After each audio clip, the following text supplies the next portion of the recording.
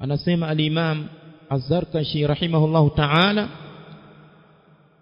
wa man lam yakun lahu ilmun wa fahmun wa taqwa wa tadabburun, yule ambaye hatakuwa na elimu na ufahamu na ucha Mungu, wa tadabburun, na yule ambaye hatakuwa na mazingatio na Qur'an, lam yudrik min ladhati al-Qur'ani shay'a, hawezi kupata katika ladha ya Qur'ani chochote.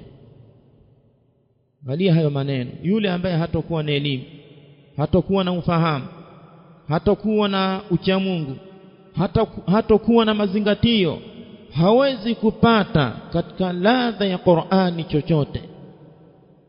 Ni maneno mazuri ambayo yanamuhimiza mwanafunzi kujitahidi katika kusoma Qur'an ili aweze kupata ladha ya Qur'an.